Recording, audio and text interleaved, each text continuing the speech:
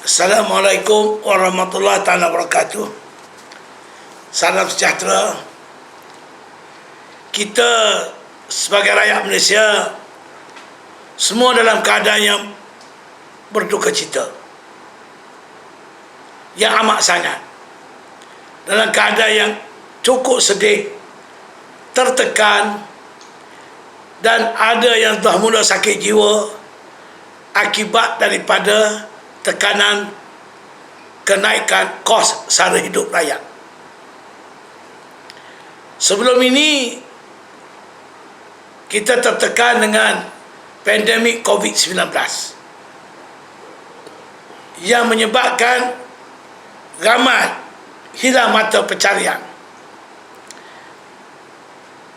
baik yang terpaksa berhenti kerja, baik yang terpaksa menutup kedai perniagaan, dan 1001 masalah. Keadaan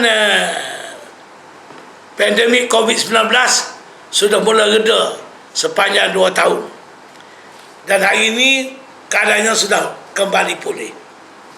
Namun harus kita ingat dan ambil perhatian supaya rakyat Malaysia jangan mudah lupa sepanjang pandemik COVID-19 2 tahun, di bawah Kerajaan Perikatan Nasional pimpinan Tan Sri Muhyiddin Yassin telah membelanjakan hampir 600 bilion dalam urusan mentadbir negara, terutamanya nak menangani COVID-19. Dan duit ini digunakan di waktu kerajaan mengisytiharkan darurat, di mana bila diisytiharkan darurat, wang rakyat yang digunakan tak payah dibentang di parlimen, guna saja sebab darurat. Mana ada masa nak bincang-bincang, nak betah-betah kertas, nak bahas-bahas, nak lulus, tak payah. Itu namanya darurat bila keadaan perlu. Tapi keadaannya tidak ada banyak beza, dan akhirnya darurat ditarik balik. Tapi bagaimana duit dibelanjakan kita tak tahu. Maknanya walaupun kita menghadapi pandemik COVID-19, kerajaan membelanja wang rakyat tidak sedikit.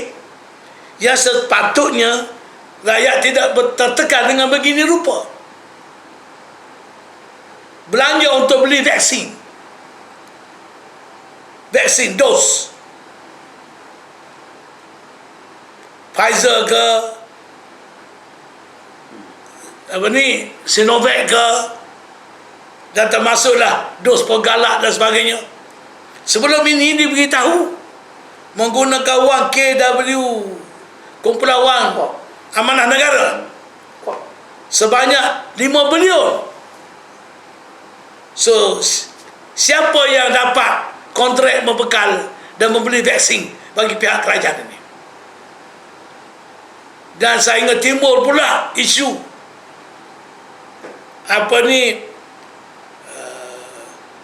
terpaksa setiap rakyat mengambil vaksin dan dos penggalak. Tapi pada masa yang sama kerajaan mengatakan ini semua tidak wajib rakyat mengambil vaksin, tidak wajib mengambil dos penggalak. Tetapi tanpa MySejahtera dan tanpa vaksin, maka pergerakan kita terhad. Tak boleh masuk kedai, tak boleh naik bas, tak boleh naik kereta api, tak boleh naik kapal terbang, tak boleh pergi kedai, tak boleh hadir perjumpaan. Jadi seolah-olah macam paksa lah tu, walaupun dikata tidak paksa. Tapi apapun, inilah tekanan yang dihadapi oleh rakyat sampai sekarang. Dan hari ini, walaupun sudah bertukar pada endemik 19, tetapi keadaan ekonomi rakyat jauh daripada selesai. Malah makin teruk. Saya pergi juga ke pasar, dan bila orang jumpa dengan saya dan mereka berkenal saya, termasuk yang menjual sayur, termasuk yang jual ikan, daging, ataupun pembeli-pembeli yang mengunjung di pasar, baik di Selayang, baik di Kelamat, saya balik di Kelantan pun mereka mengatakan, Datuk, apa nak jadi ni? Serba-serbi naik pula, tak masuk akal. Terutamanya bahan-bahan keperluan yang pasal diguna oleh rakyat setiap hari. Telur, ayam, daging, sayur-sayuran, bawang, lada dan sebagainya naik. Sana naik, sini naik, sana naik, sini naik. Dah berapa peratus, puluh peratus dah harga barang ni naik. Walaupun ini kerajaan sudah dulu menaikkan gaji minimal 1,200. Ni pada bulan Mei, ni 1 Mei naik lagi 1,500. Apakah kenaikan gaji minimal 1,500 ni menyelesaikan masalah majoriti rakyat ataupun membebankan lagi rakyat nanti yang tidak ada kena-mengena dengan kenaikan gaji kerana harga barang naik? Jadi bagaimana keadaan yang sudahnya? Memang ada dah usaha-usaha yang dibuat, kedai Malaysia, ada pasar Malaysia, jualan murah, anjuran agensi kerajaan, tetapi ianya berkala, ianya tidak menyeluruh. Coba kita tengok di seluruh negara, takkanlah ada pasar, 1-2 pasar jualan murah yang dibuka di KL, orang Johor nak datang beli di KL, orang Kelantan nak datang KL, orang Pahang nak pergi ke Kedah.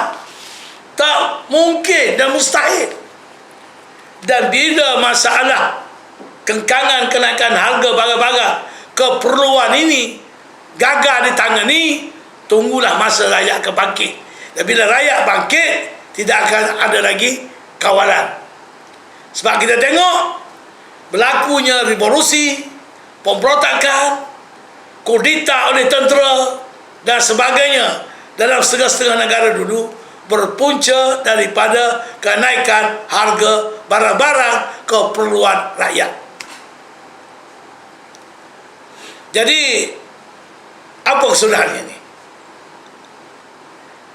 Kerajaan patut dengan segera menubuhkan jawatan kuasa Task Force Negara, dinamakan Task Force Negara TFG, yang betul-betul berwibawa kuat dan dengan satu mekanisme yang boleh mencari jalan bagaimana harga barang ini dapat diturunkan.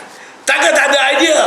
Kita ada berapa ramai profesor-profesor cerdik pandai, ahli-ahli korporat, tokoh-tokoh korporat, tokoh-tokoh akademik, ahli-ahli perniagaan, pakar-pakar keuangan. Takkanlah tidak boleh mencari jalan bagaimana walaupun berlaku pandemik, COVID-19 dan ataupun sebagainya, tak boleh nak dipulihkan kedudukan ekonomi negara. Memang negara kita terjejas kerana banyak sebab. Mula-mula masalah pandemik 19, tapi juga timbul masalah isu rasuah. Isu rasuah yang menyebabkan pelabur-pelabur sudah tidak yakin lagi dengan keterusan kerajaan Malaysia. Banyak pelabur-pelabur lagi daripada Malaysia. Ada yang pindah kelang ke Indonesia, ada yang pindah kelang ke Vietnam, ada pelabur-pelabur Arab pergi melabur di Indonesia. Di Malaysia sekarang berapa banyak sangat pelabur-pelabur datang. Sebila pelabur tak datang, ekonomi kita turut terjejas. Peluang pekerjaan tak dapat diwujudkan kalau tak dapat pelabur. Tetapi jawatan-jawatannya banyak. Penasihat Perdana Menteri ada berapa orang? Bertaraf menteri, termasuk penasihat bertaraf menteri ke China, ke Timur Tengah, ke India. Tak cukup dengan menteri ada, tak cukup dengan duta ada, pun tak boleh juga nak selesai masalah kenaikan harga barang ni. Jadi harga barang ini adalah masalah pokok, masalah hidup mati rakyat. Coba kita bayangkan kalau makanan tidak ada di rumah. Ialah orang kaya-kaya macam orang politik, tokoh-tokoh korporat, pegawai-pegawai tinggi kerajaan, tak ada masalah. Udang lobster RM500 sekilo pun mereka boleh beli. Mereka boleh order makanan online. Semua benda boleh makan. Chicken chop, steak, pasta. Mereka boleh order. Sekali order 60, 70, RM80. Dihantar oleh Grab, Lazada boleh hantar. Tiap-tiap hari. Kalau kena 4 hari, kalau RM50 dah RM200. Kalau sekali order RM100, kena 10 hari dah RM1000. Bolehlah mereka order. Rakyat nak order apa? RM20 sehari pun tak boleh. Sebab itu bila ada bantuan beras 5 kilo, beras 10 kilo, gula 2 kati 2 kilo, minyak 1 tank kecil, berpusu-pusu. Dan ini merupakan yang ramai adalah bangsa saya, orang Melayu saya, yang saya tengok kadang-kadang nak meniti air mata.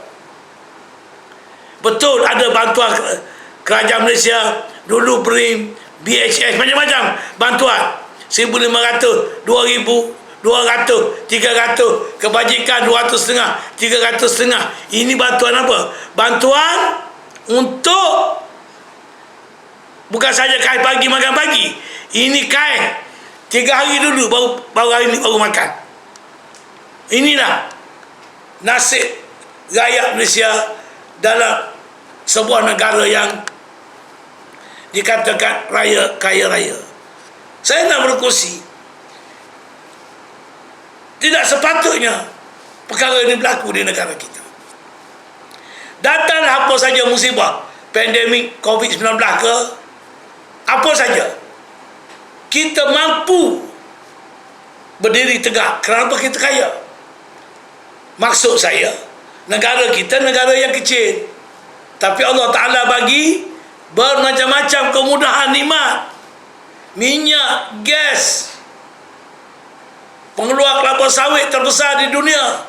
Ni pun kelapa sawit harga naik menggila-gila, sampai RM6,000 lebih 1 tan.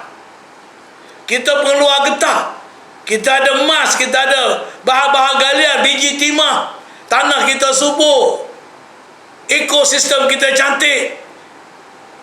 Sebahagian besar negara kita dikelilingi dengan pantai, dan kita negara tropika, tidak ada bencana, tidak ada salji, tidak ada gunung berapi. Rakyat baru 32 juta. Kenapa kita boleh jadi macam ni? Kenapa hutan negara 1.3 triliun? Negara Singapura tak ada apa pun, tak ada hutan sebesar kita. Maju. Timur Tengah, negara Arab pun hanya ada minyak, tak ada pokok, tak ada musangking, tak ada durian kampung. Di China, rakyat 1.4 bilion. Apa China ada? 1.4 bilion. Kita 32 juta. Huru-hara kita dibuatnya. Sepatutnya, kalau negara ini ditadbir dengan telus, tidak ada ketirisan, jujur, amanah, bersih. Marilah 10 COVID-19 ke, apa saja virus ke, kita tidak ada apa-apa masalah. Kita ada cukup wang dengan hasil daripada negara kita. Tak ada masalah. Kita boleh bagi pendidikan percuma kepada semua rakyat Malaysia tanpa mengira kaum. Tak payah tubuhlah lembaga tabung pinjaman ini. Tak payahlah tubuh tabung beasiswa, lembaga beasiswa. Nak proses permohonan beasiswa, nak proses permohonan pinjaman. Why? Sebab semua rakyat automatik dapat pendidikan percuma. Macam pendaftaran pengundi 18 tahun dah, automatik percuma. Daripada sekolah rendah sampai kepada universiti. Kita tak ramai. Jumlah kita tak ramai. Sarawak dengan Sabah besar, hasil banyak. Pun pendidikan tak boleh nak bagi dengan percuma 1%. Kita boleh bagi perubatan percuma. Hospital-hospital kerajaan bertaraf macam hospital swasta. Doktor-doktor pakar dapat bekerja dengan penuh keceriaan. Tak payah lagi sana lagi sini cari gaji besar-besar. Kita mampu membiayai betapa besar gaji para doktor pun kerana kita mempunyai wang yang cukup dan wang yang lebih kerana negara kita kaya. Dan satu lagi masalah pokok yang dihadapi oleh rakyat, iaitu tempat tinggal.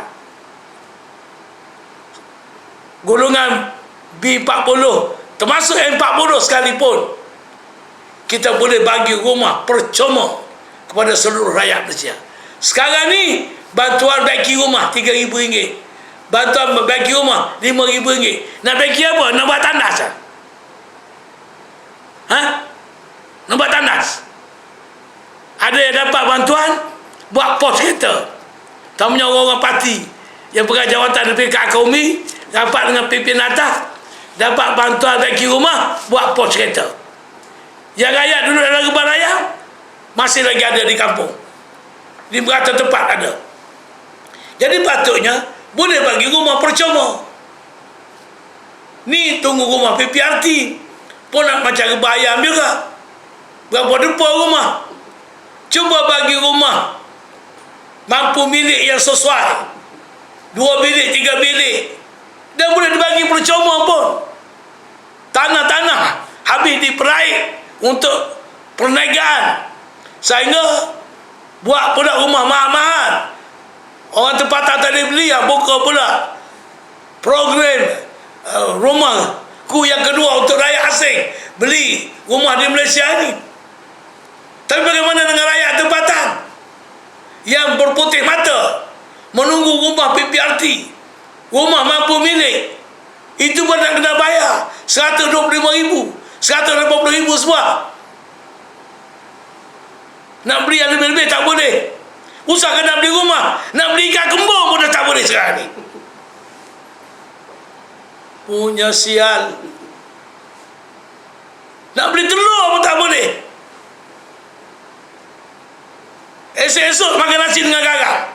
Garam pun mahal. Budu pun naik dah harga. Cincaluk.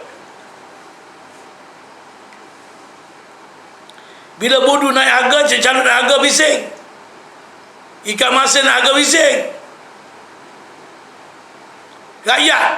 Sebab itu rakyat makan. Tapi kalau chicken chop naik, orang tak bising. Sebab yang boleh makan chicken chop dia orang kaya.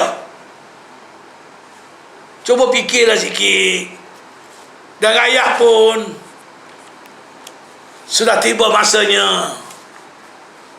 Kalau kita ada banyak saya dengar ceramah-ceramah daripada tokoh-tokoh agama.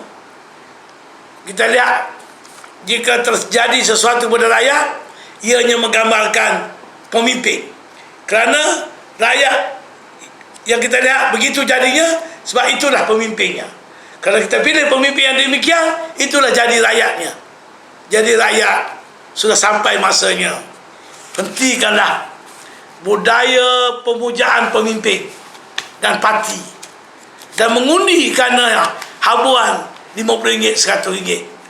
Undilah pemimpin yang boleh mengangkat martabat dan menjaga amanah negara ini, amanah rakyat ini. Kalau tidak, masalah kos, kenaikan harga barang tak akan dapat kita tangani. Dianya segala-galanya berkaitan dengan kepimpinan. Bukan saja pemimpin mesti tegas, ada idea, kreatif, ada inovasi, tetapi mesti jujur, bersih,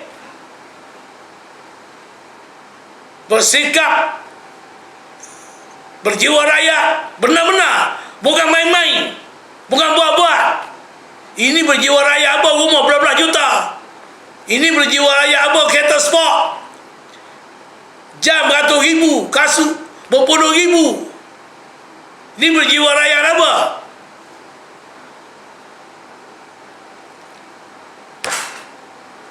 Sepasang kasut mereka pakai boleh beli lembu 5 ekor.